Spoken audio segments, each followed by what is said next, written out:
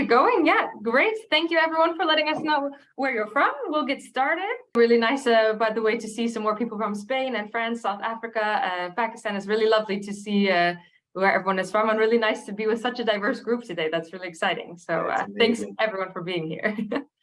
Hope that we can help you guys out with all your doubts today. Yes, enjoy. We hope you get your questions answered and it gives you a good setup to start your journey towards the Netherlands. So let's not wait any longer and let's get started. Let's go. So now, guys, first of all, thanks for your time. Thanks for being here with us. And now I will explain how it goes from here. So before we start, I will give a short introduction about Untouchables and what we do. And after, for you guys, don't be getting information for a complete stranger, I will present myself and I'll do the same as well. Okay, so following with the webinar topics about the steps for you to take before and after arriving in the Netherlands. So prepare your notes and be ready because we have a lot of information to share with you guys. Okay, so about Untouchables, I believe you guys are already familiar with us. But we are a recruitment agency with more than 26 years in the market. We are the pioneer of the Netherlands, and we help companies, our clients, and candidates multilingual to find the best match. Here in the Netherlands, we have a lot of agencies that take care of the Dutchies, so we focus on the internationals multilingual. Our vacancies, they're more related to office and home office-based positions. So we do marketing, sales, logistics, customer service, and much more. And we have 4 offices in the Netherlands, being Den Haag, Amsterdam, Eindhoven, and Utrecht, where I'm based right now. So now, about me, my name is Luis Gustavo. I am Brazilian, but I live in Utrecht already for 5 years. I came here 5 years ago on holidays, and I met the love of my life. And then after a short distance relationship, I decided to move and settle here with my love. But back in Brazil, I work in a commercial sector, and also I'm speaker for diversity and inclusion. And what I like the most about the Netherlands is the freedom that we have in this country and the culture to embrace the difference. And it brings us now to my colleague, Aubrey. Yes, lovely. Always fun to hear how someone ends up in the Netherlands. Lovely. Of course, I knew that a bit from Louise, but we have a similar story, I think. I'm originally from the US. And I came to the Netherlands originally to do some volunteer work. It was meant to be temporary, but just like Louise, also met the love of my life. So ended up coming back and now I'm here for good, which I'm really happy about. I really love the Netherlands. Some things that I have found a bit difficult because, of course, when you change countries and you work with different cultures, then you come across some things that are tricky. One of the things that I thought was tricky is some of the communication style is quite different than I'm used to. I have come to love it, though, I have to say, but in the beginning, it's a bit of an adjustment. And also, I always find the cultural nuance a little bit tricky because in your own country, you always know how you're supposed to handle things because you just grow up doing that. And now I never know when someone comes over what I'm supposed to do to be a good host. That's always a little bit of something I'm trying to figure out. So there's that. But what I do love is actually the communication style. In the end, it's very honest and people are very loyal. Once you make a friend, it's a true friend and you really know that. I also love the diversity. I didn't expect that when I first came to the Netherlands. I really thought I would see windmills and wooden shoes everywhere and just speak Dutch. But actually, it's a really international setting, which I really love. And I think the language is lovely. I've come to enjoy speaking Dutch as well. So that's a little bit about me. So now let's move on to a little bit more about what you're going to want to think about if you want to start your journey coming to the Netherlands. So what we've decided to do is start you with what you should do before you come here so that you can prioritize and make a list of what needs to be done before, what needs to be done when you get here. We know it can be quite overwhelming as an international trying to move here and to know what to do first, where to start. So here's where we think you should start, the steps to take before you arrive. First step is a work permit.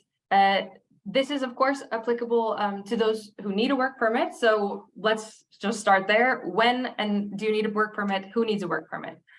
All candidates, anyone from a non-EU country needs a work permit. That's just always going to be the case.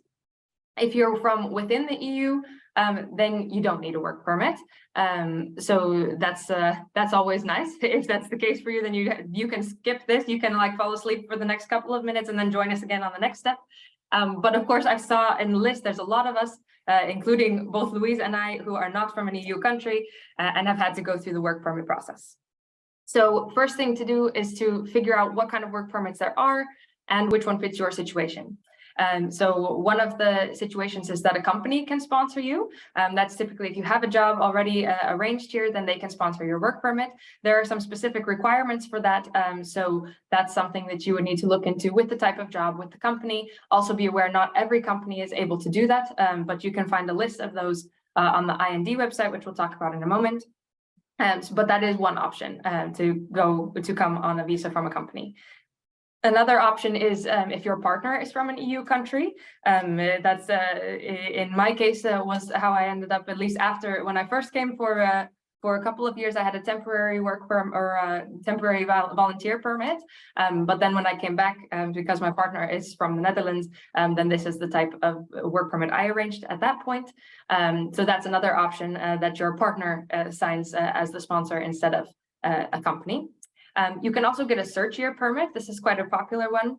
And this one is linked to your studies. So this will not be applicable to everyone, but if you've graduated from a Dutch university or from a university that's on the list of affiliated universities, then you can get a search year permit that gives you a year to come to the Netherlands with less requirements than when a company applies for it for you, and to give you some time to find a job. And have a little bit more flexibility there. This is, of course, not all of the options. There's student visas, there's visas for refugees, there's all sorts of kinds of visas. So really, it's a matter of looking to what fits your situation. But here's a few examples of the more common ones. So when should you apply for a visa? You should already arrange your work permit before you arrive, because there are a lot of pieces that go into it. You need to bring documents with you. Depending on what country you're coming from, you're going to need to have a visa to enter the country. So you don't want to enter the country and then get here and start the process and not be able to continue because you didn't have the right paperwork entering the country. So you're going to want to make sure that you work on this before you arrive. Because of the personal situation, some deadlines may be different. So maybe you can do it once you already arrive, but these are things that you'll find out along the way working with the IND. They're the ones that issue the work permits. So be aware of that. What I would advise is don't wait until you arrive to start looking into this, because it's quite an important piece of your relocation to the Netherlands, and you're going to want to be on top of it. Where do you apply? I've mentioned it a few times now. That's the IND. They handle all permit applications and renewals, all of those things. So that's where you're gonna go to do that. If you're applying in a foreign country, then that's handled through the Dutch embassy in your country. If your country doesn't have a Dutch embassy, then the IND will let you know where you need to be, because you can start on their website anyway, and they'll let you know what you need to do. So those are the main things. So we wanted to give you a little bit of an outline, a little bit of a demonstration of how that works. Here's a QR code to the IND website to residence permits. So feel free to scan that, save it in your phone so that you know where to go for that. The URL is also listed under there. The IND has their website largely in English as well, so that you can, that's a somewhat new development, I believe. So that's also really nice to be able to follow along that way. So I will show you a little bit how it works. You'll come to this, if you follow this link, you'll go to this page and to residence permits. Of course, if you're looking for a short stay visa, there's other options here, but you'll want to go to residence permits if you're looking to relocate here, and then you can choose your situation, whether that's residence based on a family or partner situation, based on work, study. There's a whole list of things there. So for this demonstration, we're going to go for work. When you click on work, then it also brings up another drop-down menu that has all of the different options for a work permit. So for instance, a highly skilled migrant visa, that's the one that that I was discussing that can be sponsored by a company, one of the options for that. When you click on the option that you want, for instance, highly skilled migrant, it will bring up this page where you can fill in your nationality. That's really handy because then once you fill that in, it will tell you exactly what the requirements are based on your nationality and where you're coming from. We'll give you more specific information about the documents you have to have prepared, what the steps are, where to go to get that figured out, whether that's the embassy or an IND office. So that's really handy so that it's already figured out a little bit for you rather than you having to search for all the answers for your specific country. After that, it'll tell you what you need. You'll see this box that says the requirements, and there's also usually frequently asked questions. You can see what the process will be, what the costs will be. It'll have a list of all the application forms that you need to fill out. So that's really great. Go there. It'll tell you exactly what you need for your situation and your type of permit. Be aware that you're going to need original and translated documents. If your documents are in English, then that's usually okay. There are a few languages that are acceptable, English and Dutch being two of them. But if your documents are in another language, you're going to need to get them translated. So keep that in mind. That's also good to know ahead of time.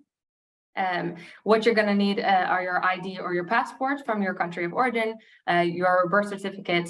You also need an antecedent certificate. There are some other documents as well. They will all be listed there in the requirements section and under the application form. So make sure you check that out. Of course, you also have to fill out the application. There's a lot of paperwork. It's not too difficult, a lot of different questions, but you'll need to fill out the actual application form. So make sure that you just check the requirements for your situation and go through there. The IND also has help desks that you can call and frequently ask questions on their website. I have noticed throughout the years that they're making it increasingly more customer friendly so that you can have more ideas of get better answers to your questions. So there's still they still have a ways to go maybe, but they're really working hard on that and making it a priority. So you can also ask them your questions about your specific situation, but start on their website as well. And it brings us to the BSN number. This was one of the first documents that I get access once I moved to the Netherlands. These three letters means Burger Service Number, that in English is Civilian Service Number. And that is a very important document that you need for any official move here in the Netherlands. So because even if you are not European, if you are European or not, this number, it's a must. Because without this, you cannot get a bank account, a work contract, and you cannot get paid. So it's kind of a big deal. So to get this kind of number, you must make one appointment with the local authority. Also, you need to prepare the documentation, as Aubrey already mentioned, in English or in Dutch. In my case, I'm Brazilian, so all my documentation is in Portuguese. So some of them I need to apostolize in the local authority in Brazil, and then I need to send to the Netherlands to be translated for one official translator here in the Netherlands. So it's really important that pay attention on that because this number is super important. And then also, if you can do it in advance, once you're still in your country, apply for the abstract for the appointment, it's the best way to do that. So you can speed it out your process because this is kind of hard to get because of the line. Always have a line for you to get this document. So if you can do it before, for sure, you can speed it out your process. And to apply is super easy. As I mentioned before, we're gonna make available for you guys the link so you can just take a look and there you can check your situation, say where you're from and everything. And then the website is gonna tell you all the documentation that you must bring in the day of your appointment. Great. So once you've arranged your work permit and your BSN, which are basically your first documents that you have to have, then you're going to want to look at housing. This is a little bit of a vicious cycle I always talk about with internationals, and I will tell you why. The reason is that in order to arrange a lot of these things, you also need another piece. So for instance, to get a house or to get a BSN, you have to have an address that you can provide. But to get a house, you often have to have prove that you are working here. But to work here, you often have to have a BSN. So it sometimes feels like a never-ending loop.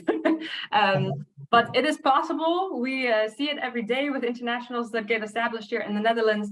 Don't worry. That's why we're also putting together this whole presentation to help you prioritize those things so that you don't end up stuck in the vicious cycle. But it is good to be aware of so that you can prioritize. So to tell you a little bit then about the housing market, because it can be tricky to find a place to stay, especially when you're first getting started and trying to get settled here. The current housing market is a little bit tight, especially in the big cities. If you really want to live in Amsterdam, I know that feels like if you're going to move to the Netherlands, then that's the place to be.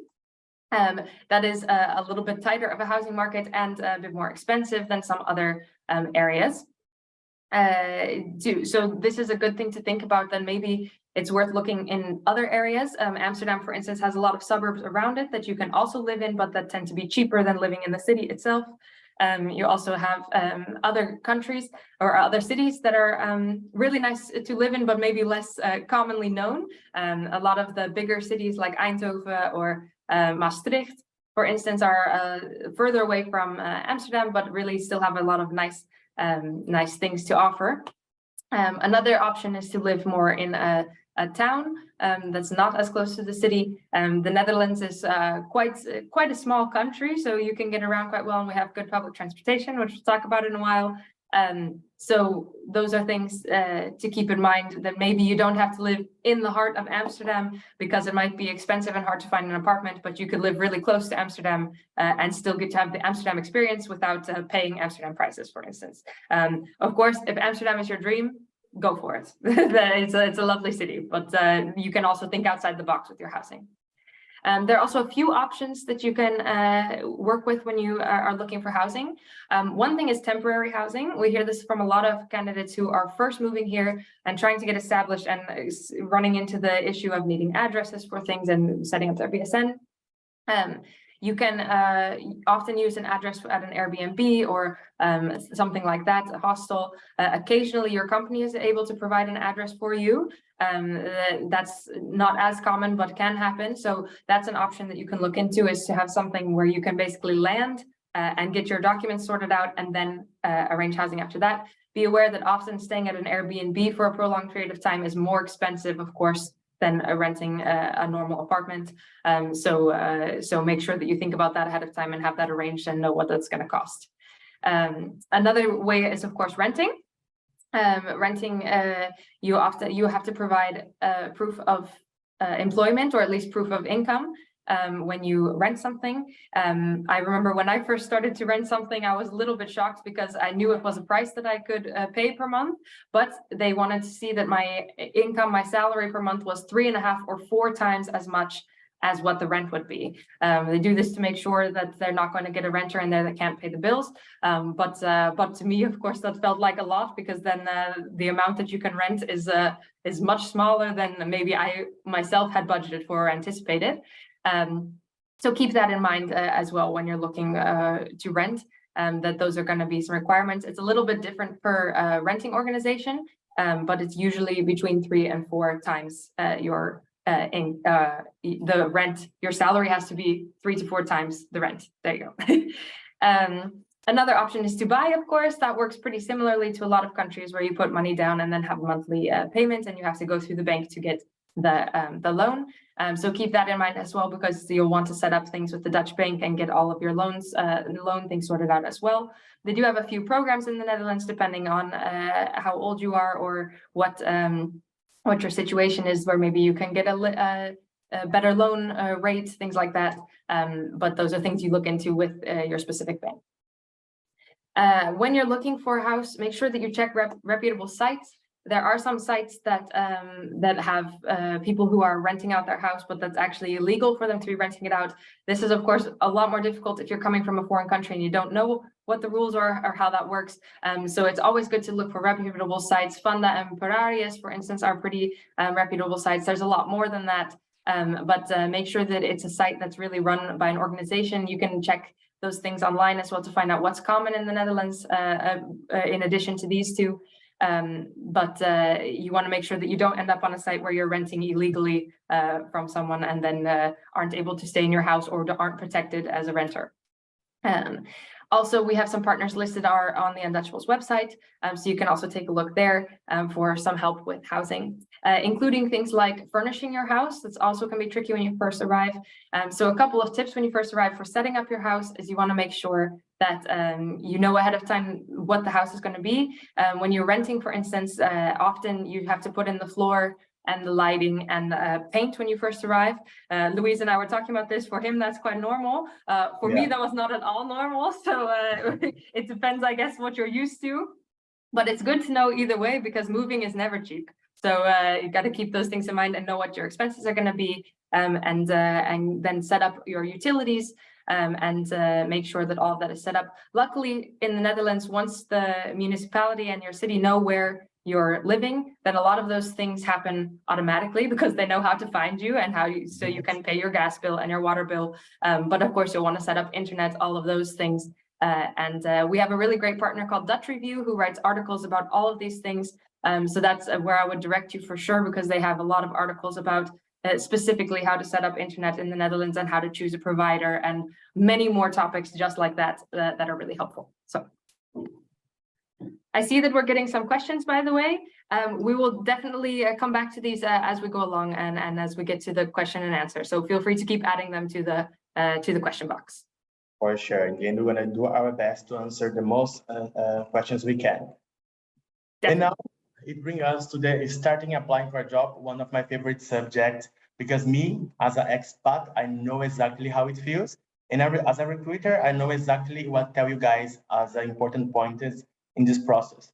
So the first thing that I must tell you guys is trust yourself, because in the end, even we are from other countries, that's not impossible to build up one career in the Netherlands. But it's just really necessary that we follow all the steps, and I am sure that you guys can succeed as well. The first thing that I did was start to do a research about the Dutch market. So I started to look around the position, the terms, how they communicate here, job descriptions, and then looking to that, I could really understand a little bit about my background and make one match between what the market is looking for, my capabilities, and everything. And then I think this is the best way to really start build up your CV. And it's make it easier for you also, because if you start to do it before, it's easier, because otherwise you are already out of your comfort zone once you are already here. So if you already are prepared and you have a plan, this makes you feel more confident to go to your next challenge. And networking, it's also something that must be done, because once you connect with people by LinkedIn, in person, social medias, it's always a good idea, because then you get more insights. Even you can get a job to just go out of your comfort zone and get to know people a little bit better. For example, Untouchables, I got to know Untouchables in a bibliothèque. I don't know if you know, Aubrey, I met Camila studying Dutch in a bibliothèque. Amazing. Yeah, so if I was not going out to meet people, if I was studying at home by myself, feeling bad or out of my comfort zone, I would not meet Camila, and maybe I would not be here today. So we never know. So it's really important that we go out, face people, communicate, and do your best to face our next challenge. Also, one super important tip, it's about your CV and motivation letter. For us as a recruiter, always when we are looking to your CV, we expect to see for sure your hard skills and soft skills and everything related to your background, but also super important to get to know you guys better and your real intentions of relocating to the Netherlands. So it's really good when we can see that you guys really want to move here, if you guys already have concrete plans of relocation or not, or if you guys are waiting for a job first for after move. So this kind of information is really nice to see in your motivation letter or even in your CV. And one thing that's also important, one version of your CV in English, because for a lot of people, for example, from France, from Germany, it's really important that you guys translate the CV so we can have a better understanding of your English skills, language skills, and everything. And talking about language skills, really important to us also to see the level that you guys can speak and you guys can communicate. So we go from A1 into C2, from the basic level into fluent. So if you guys can please put this information clear in your CV, this for sure make all the difference in the hiring process. And last but not least, be honest, proactive, and always on time, because here in the Netherlands is everything about be on time. But and if you guys want more tips and tricks, also we have online on our YouTube channel, also on Instagram and LinkedIn, a lot of videos giving you guys tips and tricks about motivation letter, presentation, job interviews, and CV itself. And the best thing, you guys can count on us as well. Also, I love it. Thank you for mentioning that being on time is so important in the Netherlands, because I also agree with that, and that takes some getting used to. Maybe not for everyone, but it definitely did for me. Yeah, for me as well. In the beginning, for me, like 5 minutes for Brazilian people, it's okay, 5 minutes. But in the Netherlands, no. No, exactly. I was used to something called Utah Standard Time, which is being 10 minutes late means you're on time, and that does not fly with your Dutch friends and family. So no, this doesn't work. Nope. So to talk maybe about some more things about Dutch culture that are good to know what to expect. We actually have a whole other webinar that you can watch on our YouTube channel about culture shock and what you can expect from Dutch culture. But to give you a quick overview, I already mentioned a few things about communication style. The communication style in the Netherlands is quite direct. People will really say what they're thinking, and sometimes that can be experienced as rude, but often they just don't mean it personally. They're just trying to share thoughts, share facts. But also, if you don't like what a Dutch person says when they're being honest and direct, you can also be honest and direct back and say that that doesn't work for you, or that you have a different opinion. The Dutch are really focused on commitment and goals. Really kind of focused on attaining the things together, teamwork as well, and then making sure that you what you agree to, you actually follow through on, and that we actually accomplish something together. You sometimes see that in the news as well. The Dutch are really known for being innovative and coming up with new and exciting things to help the world progress. So they're really focused on moving forward as well. What you also see in the Netherlands is a lack of hierarchy. There's really not as much of a distinction between the boss and the people working for the manager. We really work often in a more flat structure where everyone's opinion matters, and where you can always, even if you're the newest intern at the company, then you can go talk to the CEO and have a nice conversation. That's all quite normal. Of course, what you do see sometimes is there are international companies here. So maybe a company from the US or a company from Japan that has an office here. Then you will see that hierarchy come back, because the culture within the company is not a typical Dutch culture. But the hierarchy of the Dutch culture is pretty flat, and everyone communicates quite openly with each other. And decisions are also made together as a group. The boss wants to know what everyone's opinion is and wants everyone to be on the same page. Sometimes there are jokes about that in the Netherlands, nothing gets done because they're waiting for everyone to be on the same page and to make the decision together. But this can also be really nice to make sure that your voice is heard in a group, as long as eventually you do move forward towards the goal, of course. Another thing in the Netherlands is qualifications versus experience when you're searching for a job. The Netherlands is actually really nice, I find, in that companies are looking for a good fit, not just for your CV to match what the job description is, but also to make sure that you're going to fit well in the team.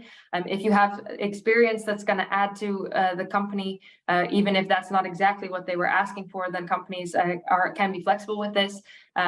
Again, not all companies, but this I would say is quite common in the Netherlands, for them to look at your experience and what you bring to the table with your soft skills, and not just what you've done in the past, or exactly what you studied, for instance, or which diplomas or certifications you have. As Louise mentioned, with meetings and appointments, it's important to be on time. Another thing that I noticed about this is you don't get reminders. Once you set an appointment, every person here has an agenda. They put it in their agenda. They will remember it. Even if you set the appointment for 3 or 6 months from today, they will know, because they put it in their agenda, and they will not send any reminder emails. But if you don't show up, then they will really wonder why you didn't show up, because it was already agreed upon. This really shocked me with like the doctor or the dentist, because I was used to them really sending reminders and saying, okay, we'll see you in a while. It's really not common here. So maybe when you're getting prepared to move here, make sure that you have an agenda system online, or a nice schedule planner that you bring with you, so that you can jump right into that culture as well. The work-life balance here is really great. You can really go home at the end of the day, and there's a lot of good separation between work life and life and your personal life. That's really respected in the whole culture as well. Plus that at work, there's a lot of respect for your personal life as well. And we often do something called a borrel, where you get to like drink and eat snacks with your colleagues and with your boss to have it be a nice low-key way of winding down at the end of the week, for instance, those kinds of things. And the last thing to think about with before you move here is to consider already learning some of the language. I've seen a couple of comments already about how it can be difficult to get a job here without speaking Dutch. That's what we're here for, because there are a lot of jobs that don't require Dutch, but I know that it can be hard to find them or to know where to look for that. But they do exist.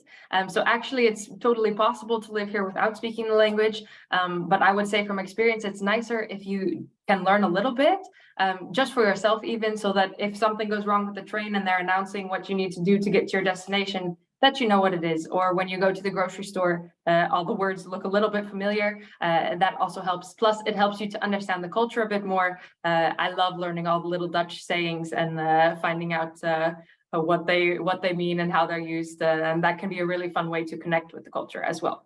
So that can be something you can start ahead of time. Duolingo, great app, or a lot of those other ones like that can help you along with that, even while you're still living abroad. And another point, when you're preparing to leave, I know I saw a couple of people are already headed here within the next few days or even the next few months. Make sure that when you're coming that you have a payment method that works. Credit cards, I know, are common in a lot of other countries. They're really not common here. So you want to make sure that you have some kind of payment method that works, especially in the meantime while you're setting up all the different documents, working towards getting a Dutch bank account, all of those things. Make sure that you have something that works. Of course, with a card, you can also get cash out. If you have a debit card, you can get cash out of an ATM. But even some stores don't accept a debit card from that's not a Maestro or a VPay. Those are the most common Dutch bank cards. So you want to make sure that you're thinking about that ahead of time, and not that you end up in the grocery line with all of your new things for your new house and to stock your fridge for the first time, and that you can't buy it. So make sure that you think about that ahead of time, look into that a little bit to see if your card will work. And even if you've set up your card to be used internationally, not all stores here accept it. So check with your own bank, but also check with what the standard is here to see if you're going to be able to use it. So we're to the next part, which is once you arrive. Yes, once you arrive, just related again to BSN number, I consider that you already know the previous steps related to in the other slide, but now once you have your appointment already done, you must go in person and on time. Don't forget to be on time. And after your appointment, you get this document in a maximum of 4 weeks.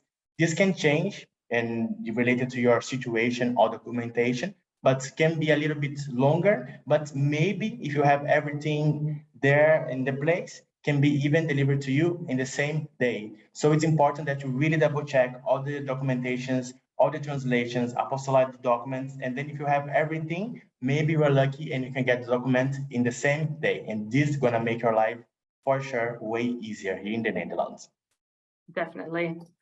The next thing you'll want to arrange actually after your BSN, which is also going to make your life a lot easier, is what's called the DigiD. It's basically a digital ID.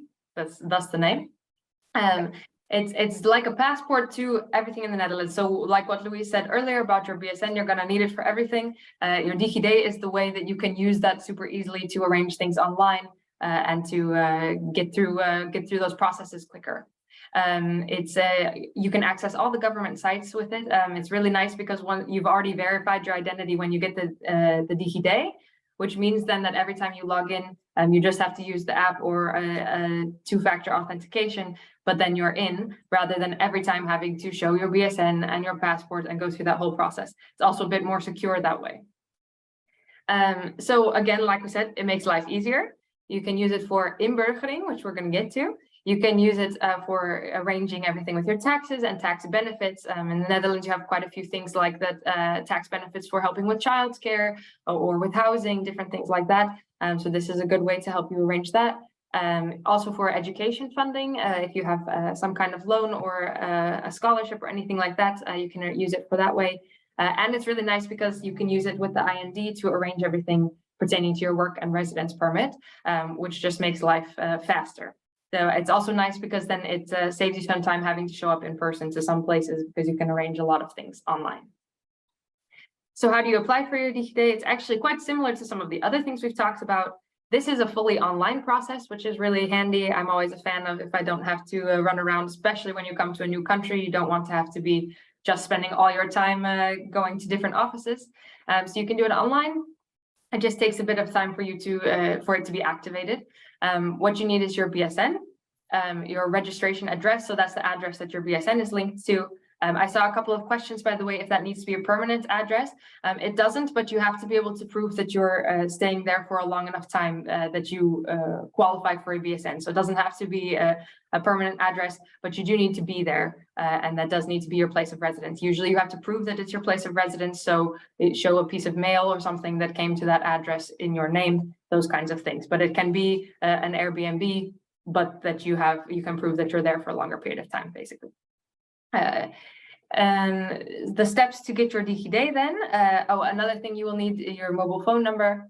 So that's make sure that you provide the correct information there. So you fill out the online form. The reason you need your phone number is so that you can authenticate it via your phone. So they will send you a code. You have to put it in. So you're going to want to make sure that you put in the phone number that you have working at that moment, because otherwise it's you're going to get stuck.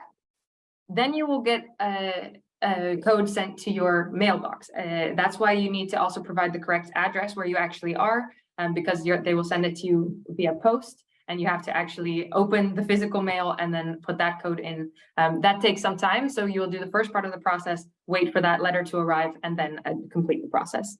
And once you've completed the process, once you've filled in that code, then you're good to go. So then you can download the app, or you can use text message authentication to use it when you need to log in somewhere. And it brings us to the inboekering, the scary inboekering. When I hear about that, I was so scared. I was like, okay, because inboekering, for who doesn't know, it's an integration exam. So you need to do a couple of tests related to the Dutch society and Dutch language. And this entails like reading, speaking, listening, writing, and also have one last test about the Dutch culture, call it KA-NEM.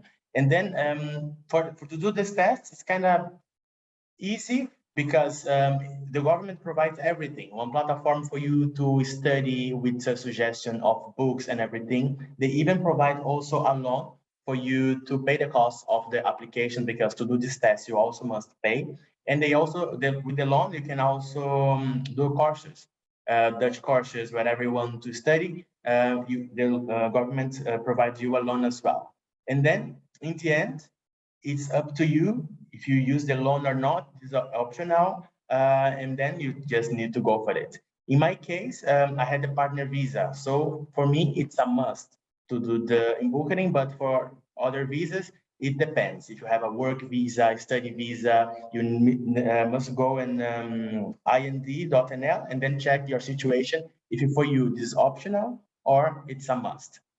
And then once you start with the process of inboekering through DigiD, this application that Albert just mentioned, you have 3 years to finish everything. For me, it was 4 years during Corona, not because I'm special, but just because of Corona. So they gave me 1 year more to study. It was great, but that's why it's so important to have your address also super updated in the system, in the government system, because I got all the communication by letter at home. And then if I missed letters, maybe I could miss my deadline and everything. And the government, it's really restricted with that, because if you miss the deadline, you must pay a fine. And this is not a tip. And I have a tip for you guys related to the way to learn the Dutch language. I did some courses with a Dutch teacher, what was great. But when I found one Brazilian teacher, it was great for me to understand better the rules, pronunciation, and everything. And maybe if you find someone with your mother language, it would make way easier for you to understand the Dutch language. Can go to the next, Aubrey, please? Yes. And now, how to apply. If you follow the steps that have now in this slide, like scheduling, paying, and going to the dual location, This is what you must do. And once you are done with everything, in 8 weeks, you get your diploma. And after that, you can already apply for the Dutch nationality. And then, voila, you became one un-Dutchie. Very nice. And what is more un-Dutchy than wanting to get paid once you're here? It's more Dutch than that. Exactly. This is one of those things with the work-life balance. The Dutch work hard, but they also play hard, and they want to make sure that everything is going well, so they're ready to go out on the weekends. And I'm sure you will want to too. So a Dutch bank account is going to be really helpful for that. And that really also helps to make sure that you can get paid through your employer, that all goes smoothly. So here's some things to think about when setting up your Dutch bank account. It's not always necessary to have a Dutch bank account, but I would say it makes life a lot easier, especially if you're from a non-EU country. If you're from an EU country, then sometimes it can be simpler, but from a non-EU country, then it's quite difficult to use international cards and things here. So it's really nice to have at least something where your employer can pay you and where you have access to your money easily. So some things to think about when you're choosing your bank. One of the main things is the information available in English? There are a lot of bank options in the Netherlands, but not all of them are available in English or have at least all of their services available in English. So that's something to think about when you're looking at your bank to find out if they do have those things available. Another thing to think about is international transfers. There are some online banks, for instance, who have much cheaper rates for international transfers. Some banks that are more traditional banks have higher rates because they don't have a service already set up for that. So that's something to think about if you're going to be transferring a lot of money back to your country of origin. Then you're going to maybe want to think about which bank is going to offer you ease and a cheaper version of international transfers of money. And another thing is what type of accounts and services are available. Some of those online banks that I mentioned might be really easy to use, but don't have as many options for type of account. But they do have a lot of perks and things available within the app that you can do that are helpful. Some of the more traditional banks, of course, have everything available, such as a loan for a house or things like that. So depending on what your goals are and what you want, then those are some things to think about when you choose your bank. Again, I think you guys will be tired of hearing this by now, but you're going to need to gather your documents again for the bank. This one, unfortunately, is not possible through DigiD. You need to show everything to the bank to make sure it's secure. So you will again need your ID, which is like a passport or an ID card. You need your work or residence permit if that's applicable to your situation. And again, your address and your BSN. You need to make an appointment and fill out the registration. You have to show up in person because they have to verify your identity. This is true for basically all banks except for only online banks, which there are a couple of that are quite international friendly. So that's an option as well. Then you don't have to show up in person and you sign up online. But pretty much any other bank, you will need to show up in person. You will then receive your bank card and your PIN in the mail in separate letters. So again, make sure you provide the correct address because then you'll get your bank card. This can take up to a week or more, so be prepared that you're not going to get it the day you show up at the bank. So if you were hoping you would show up at the bank and then go out for beers later and use your card, not going to work like that. You're going to have to wait. It shows up later. So be prepared for that. And then I would give the tip to download the mobile banking app of whichever bank you're using and or Tiki if you want that. Tiki is a really popular thing here that people use to transfer money back and forth. If you go out for drinks here, it's true that the Dutch do use the phrase going Dutch, which is that we all go out and we get drinks, but then everyone pays for their own drinks. And instead of making the waitress split the bill while we're there, then one person often pays and then sends everyone a Tiki with the amount that they owe, and you can send that through your mobile banking. So this is a really helpful thing in daily life here. So I would definitely advise that as well. Also be aware there is one bank that's one of the online banks that will allow you to get your bank account set up without your BSN. You do have to prove that you are in the process of getting your BSN, but you don't have to wait to actually have the number. They'll give you a certain amount of leeway time. They're the only one. Everyone else requires you to already have it. So if you're trying to set this up ahead of time, then that would be a good option for you maybe to use the bank that gives you some time. But be aware that that's only an online bank. So that has some limitations to it as well. Another thing that's really important is health insurance. give you a quick overview of that.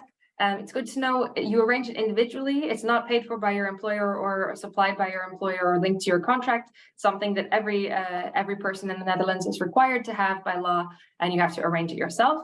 You have to sign up within 4 months of arriving, or again, those lovely fees come in, like Louise was saying, where you can basically get a ticket for not having it. And of course, if you need healthcare, you're gonna want to make sure that you have your insurance set up.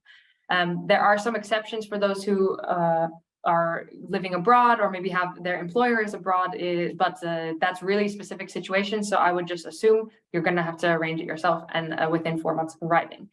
The basic insurance plan, there are legal requirements by the government for all of insurance providers that every basic insurance plan covers things like visits to the doctor. So your doctor visits are always covered. It covers a lot of medication as well. A lot of basic medications is prescribed by the doctor, or appointments that are prescribed by the doctor, hospital visits. So a lot of those main healthcare things are covered by the basic insurance plan always. That's required by law. And you can always add supplementary insurance if you want that for something specific, such as extra physical therapy appointments, or if you want to add more appointments with the dentist or extra things to have less co-pays with the dentist. What do you do to set it up? There are a lot of really good sites to compare the providers and the coverage. I use Independer usually, and if you go to their site, then you can they'll compare all of the things based on what you want in your plan. Then you just send in the application form. You'll get the policy number and the information, and all you have to do is provide that to the healthcare providers. Another thing that's nice to think about is they have something called zorgtoeslag. That's basically a supplement that you can get from the government that will pay for part of your health insurance if you earn under a certain amount. So that's something to keep in mind as well. And the transportation of Netherlands is really famous to be like really efficient and sustainable here. So, but my advice for you guys is to get a bike. Here in the streets is really easy, safe and convenient just to bike around. Only not in the winter, it's kind of boring, but the streets are really plain, so it's super safe. And if I was you, first thing I did when I arrived here was I got on my bike, and I don't regret I use a lot. And they have a lot of different programs here for you to get a bike. You can have a second-hand one, have even bikes to rent. So it's really easy to get one. Just please don't buy stolen bikes, because this is not a good thing, please. And when it comes for public transportation, we have a kind of options like a tram, bus, train, metro, and everything works well, mostly. But for me, it's really important, again, we're going to mention about be on time, because if you are 1 second late, they leave without you, and then you can lose your appointment or whatever you're going to do, and then you need to wait for the next one. And they have also apps that help you to be on time, like I can mention here for you guys, 9292 and OV. These two is the most famous one for us to be aware of the bus, train, everything, and all the schedule of the whole day. And now Aubrey gonna share with us some important information about for people who want to have a car. Yeah. Exactly. I like how you phrase that, because it is indeed for people who want to have a car. Yeah. That's maybe one of the nicest things about the Netherlands, is that cars are not necessary. Yeah. You can live pretty much anywhere and get around just fine without one. So that's something really to consider. I know I expected to have a car, because that's in the US, that's quite common and also necessary, because everything is so far apart. And our public transportation is not set up quite as nicely for that. But here you can actually get around just fine without it. You can get to the places you need to get to. It can be a bit expensive, especially if you're living in the city, to find a place to park your car, or even if you're just living out of the city but need to drive somewhere, there's always parking costs. So that's something to keep in mind. Of course, not trying to discourage anyone who wants to have a car, but just to let you know that you don't have to. It's not necessary. But if you want one, you can buy one that works pretty much the same as anywhere. You can go to a dealer or their websites. You can buy secondhand. All of that is possible. You can also do something called private lease. This is quite common. It's basically like renting the car, but the car will never be in your name. So you can also do rent to own here, but private lease is different. You basically rent it from someone, but that means that they also do any repairs that need to happen on the car. They make sure that everything stays in order. And you just get to drive the car for the amount of time that you planned on, and your costs are only the monthly payments that you discussed with the leaser, and gas, of course, because that's variable cost, but everything else is covered by the leaser, so that's possible. Sometimes you might also be a lucky person who is able to have a business car that's provided by your employer or is done on a business lease.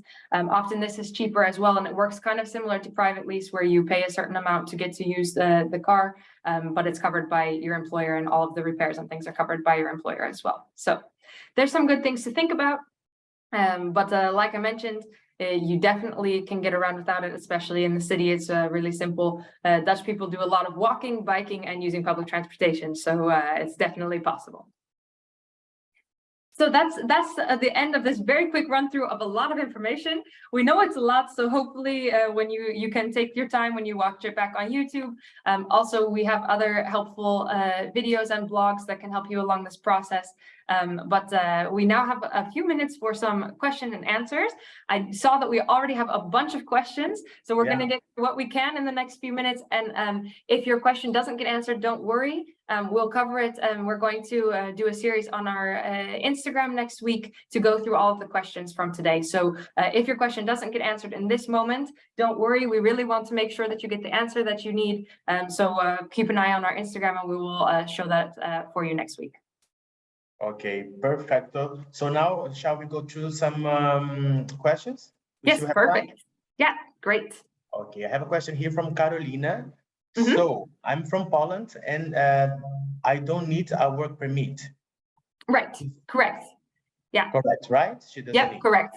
Yeah, being part of the EU, then you're good to go. So you do need a BSN, so don't forget that step, because everyone needs that, but you don't need to arrange a work permit. Okay, second question. Can you apply for the partner visa before moving, or do you have to already be in the country? You can apply before moving.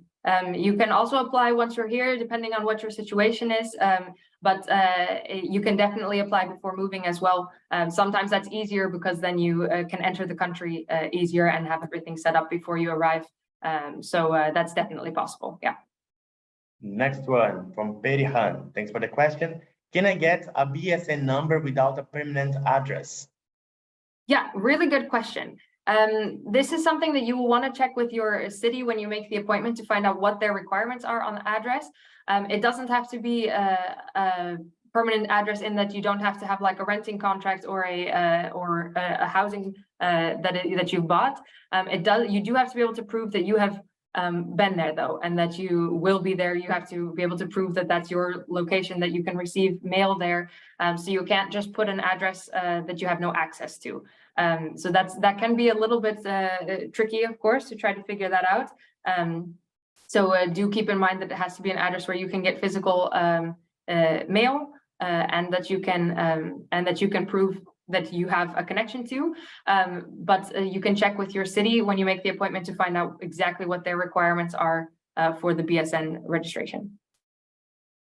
Perfecto. Now from Julius, how easy to get an offer from abroad?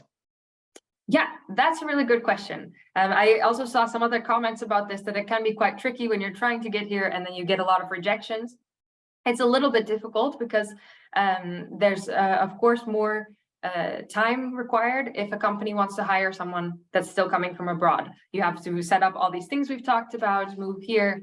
For countries, some companies also see that as a bigger risk because you're not yet established here. So I will be transparent in that this is not always the easiest way to handle things while you're still abroad. However, it definitely is possible. We see it all the time that someone is still abroad but has plans to move to the Netherlands, and a company is happy about that. Sometimes we also even see, of course, like I talked about with the work permit, that there are companies who even sponsor and bring people here. So it's possible. I would recommend networking with companies that you're interested in and with companies that are able to provide that service, so that you can start really basically show them that they can't live without you, and then they'll be willing to hire you from abroad. Another thing that helps is if you have concrete plans already. So if you're still living abroad, but maybe you have a boyfriend or girlfriend living here, And then you can say, hey, I want to be there because I want to be near them, but I can't leave yet because my job, I need an income when I come there. Then a lot of times a company is more willing because that's less of a risk because they see that you're coming for another reason.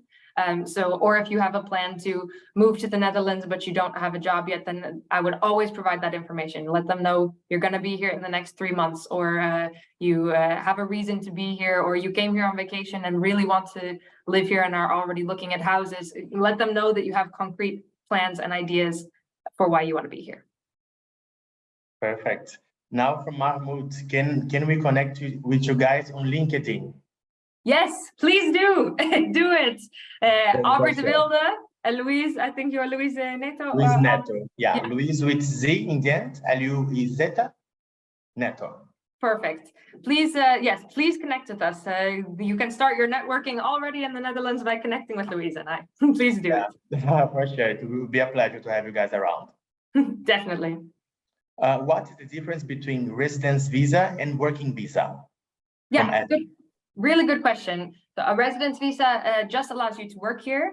Most visas, if you go through some of the processes we've talked about, are a combination visa. So you can both live and work here. But you have some visas that are only a residence visa. For instance, this happens a lot in the case of a refugee visa. So when someone flees their country and shows up here, they get a refugee visa. That's only a residence visa in a lot of cases. And then you have to apply additionally for a work visa. So, but like, for instance, a partner visa, that's because you're in a relationship with someone from an EU country. That's a combination automatically. That's residence and work permit. The same with if you're working through a company sponsored position. So, but that's the difference, that there is sometimes a distinction between just living or living and working in the Netherlands. Okay, shall we do the last one? Yeah, last question. Okay, perfect. So from Mati, if I'm coming with a partner visa, I will still need to apply for work permit? Oh, good question. Yeah, so you shouldn't have to. What you need to check is that your the back of your visa says GVVA. That means that it's a combined visa for working and living, and that it says TWV niet vereist. That means not required, and that means that you don't need a separate work visa. That should automatically be on the back if you are having a partner visa, because that's the type that it is. But you can just double check that so that you can make sure any potential employers know that you're good to go. But it should be already, you should be ready to work. So the moment you get here, go for it. Yes. So it was a pleasure to talk with you guys today. As Aubrey mentioned before, this is going to be online on YouTube as soon as possible. We know the date already, Aubrey? When it's going to be online? Definitely by a week from today. So maybe even on Monday or Tuesday, so keep an eye on the channel, but it will definitely be there by next Thursday, and you'll receive an email with the link as well, so you'll know when it's online. Okay, so thanks for your time, and we hope we're in a little bit of a hurry because we want to check all the boxes and tell you guys all the information and also answer your questions. But yeah, we are available if you guys want to connect with us. We are always available to help. Definitely. Please connect. Feel free also to scan the code here if you want to share your CV with us. Let us know a bit more about your situation. And of course, you can always visit our website and link with us so that we can help you on your journey. But we hope this was helpful to you. It was really nice to get to meet you online, and hope to see you around in the Netherlands when that all works out. So have a great day, everybody. Thank you, guys. Thanks for being here. Have a nice day. Bye. Bye-bye.